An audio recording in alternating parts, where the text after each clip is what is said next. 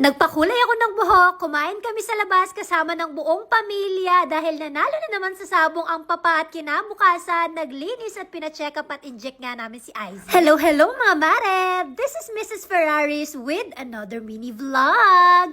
And for today's vlog mga mare, after ko magpakulay ng buhok, umuwi kami gabi na at nagkayayaan nga kaming kumain sa Parang labas. kailan lang nanalo sila papa sa sabong at nag-aya siyang kumain mga mare, at ngayon panalo na naman sila, kaya eto nag-aya na naman siyang kumain sa labas. Naging automatic na nga kay Papa to mga maret. Eto na nga yung nagsisilbing balhato niya sa Iba yung amin. tawa ng tatay namin kapag magkakasama kaming buong pamilya mga mare, kaya naman hindi yun matutumbasan, and every time na magyayaya siya, hindi talaga namin pinapalampas. Mula noon hanggang ngayon mga mare, talagang hilig ni tatay ang magsabong. Buhay pa si mama noon mga mare, talaga mahilig na magsabong etong si Papa. Ito talaga yung bisyo niya na hindi namin pinapakialaman mga mare, at hinahayaan namin dahil dun siya masaya. Ito na nga yung mga in-order namin, mixed seafood boil na chili garlic ang flavor, crab bilao, pati eto mga mare, bigla ko nakalimutan ng pangalan. Alam nyo si Papa mga mare, pili lang talaga yung mga gusto niyang kinakainan, kaya kapag kasama namin siya mga mare, paulit-ulit lang yung mga kainang pinupuntahan namin. At isa nga itong crabs and cracks mga mare, sa paulit-ulit naming pinupuntahan, kahit nung buhay pa si Mama, mahilig din siya dito. I'm sure kung nasaan man si Mama ngayon, nakikita niya kaming buong pamilya, magkakasama at masayang nagbabanding, talagang masaya na rin siya. Iba rin talaga yung feeling na yung buong pamilya mo yung kabanding mo, hindi talaga matutumbasan yung saya. Kinabukasan, late na nga kaming nagising, at eto nga yung pinaalmusal ko kay Aizen mga mare, yung activity niya. Pinapractice ko nga siyang magsulat ng pangalan niya mga mare, and unti-unti nakukuha na niya, at maganda rin ang sulat niya, in fairness. Alam niyo ba, kahit mahaba na yung oras sa eskwela ni Aizen, 4.5 hours siya sa school, pag uwi niya, meron pa rin siyang activity. Iba't ibang activity nga yung pinapagawa ko sa kanya, pero recently, etong pangalan niya yung paulit-ulit kong pinapasulat sa kanya. Makakapag-computer o makakapag-cellphone or nood lang siya ng TV kapag natapos na niya yung activity niya mga mare, kaya tinatapos niya talaga yan kahit medyo matagal. Nagsusulat nga pala siya mga mare, dumating yung ate niya at yung ninang niya, dinalahan nga siya nitong Kinder Joy na napakarami, tuwang-tuwa naman siya. Maraming salamat po. After matapos ni Aizen sa activity niya, nag-brunch na kaming lahat, nung nakapagpahinga na kami, naglinis na nga kami dito sa bahay, nagtulong-tulong na kami ng mga kapatid ko. Habang etong si James nagva-vacuum sa loob, etong si Diana naman mga mare, nakatoka sa kanya ngayon yung pagpapaligo dito sa aming pusa na si Choco. Namin pinapaliguan tong pusa namin mga mare dahil naglalakwat siya to sa labas. At ngayong Sabado, etong bunso naman namin yung nakatoka dito sa CR mga mare. Lahat talaga sila may kanya-kanyang toka at nag-alternate din sila sa trabaho. Every Saturday kasi, ito yung parang general cleaning namin mga mare, and this time napapabilis yung trabaho dahil madami na nga akong kasamang maglinis. After mag-vacuum ni James dito sa loob mga mare, nagmamap naman ako, si Daddy at si Aizen, silang dalawa nakatutok na naman sa computer. Naku, ito talaga mag-ama ko. Natapos na kasi ni Aizen yung activity niya dyan mga mare, kaya pwede na siyang mag-computer. Yan yung pinaka-reward namin sa kanya. At yung daddy niya, katabi niya naman nagtatrabaho pero hindi nakita dito sa video. Katapos ko sa sala, sa mga kwarto naman ako nag-vacuum mga mare. Bali, eto yung naging kwarto na ng mga kapatid ko na dating playroom ni Aizen. Nandito pa rin yung mga laruan ni Aizen mga mare, pero eto na yung pinaka-kwarto talaga ng mga kapatid ko. Masikip nga lang, kaya nagsisiksikan din kinahapunan, wala sa plano namin, pero bigla nga naming pina-check up etong si Aizen. Paano ba naman? Dumugo na naman yung last summer pa na yung dugo ng ilong niya mga mare. Napaka-sensitive at mukhang nagmana nga sa amin siyang magkakapatid. Dahil alam nyo ba, lahat kaming magkakapatid, tuwing summer, sakit talaga namin yung dinudugo yung ilong namin. Hindi ko alam kung bakit nangyayari yon mga mare, dahil wala naman sa aming magkakapatid na nakapagpa-check up noon. Nasanay na lang talaga kami, pero mukhang naipasa ko pa nga sa anak ko. Ayun kay Doc, allergic rhinitis daw itong kay Aizen mga mare, and explain niya nga sa akin kung bakit nangyayari yun, pero hindi ko na matandaan. Sakto na rin yung pagpapa-check up namin kay Aizen mga mare, dahil nagsisimula na naman yung pag-ubo niya at pagsibo. Dahil na rin siguro sa panahon mga mare, at ngayong araw sinabay na nga rin namin yung flu vaccine. Kung hindi ako nagkakamali mga mare, yearly na lang namin tong ginagawa, and this year saktong-sakto para maiwasan nga ni Aizen na magkasakit. Alam niyo naman, nasa big school na si Aizen at hindi talaga maiwasan na magkahawaan silang magkaklase. Kaya makakatulong yung flu vaccine mga mare para kahit papaano lumakas nga yung resistensya and immune system ni Aizen. Alam niyo ba, dati sobrang takot na takot si Aizen kapag ini-injectan siya, talaga namang grabe yung iyak niya. Pero ngayon, bilib na bilib kami sa kanya at sobrang tapang niya. Paano ba naman nakayanan niyang panoorin pa si Doc habang ini-injectan siya? Walang kahit konting aray at walang iyakan, kaya naging madali lang yung pag-i-inject sa kanya ng flu vaccine. Pagkatapos namin noon, bago kami umalis dito sa malapit sa clinic ni Doc, binili na nga rin ni Daddy yung mga gamot na kakailanganin ni Aizen at iti-take niya ngayon. Pag-uwi namin sa bahay mga mare, ayan si computer na naman siya, pero alam nyo ba, hinahayaan ko siya kapag weekend. Pero deserve naman niya yan mga mare, dahil napakahaba ng oras nila sa eskwela, tas pag-uwi niya mag-activity muna siya bago siya makapag-computer.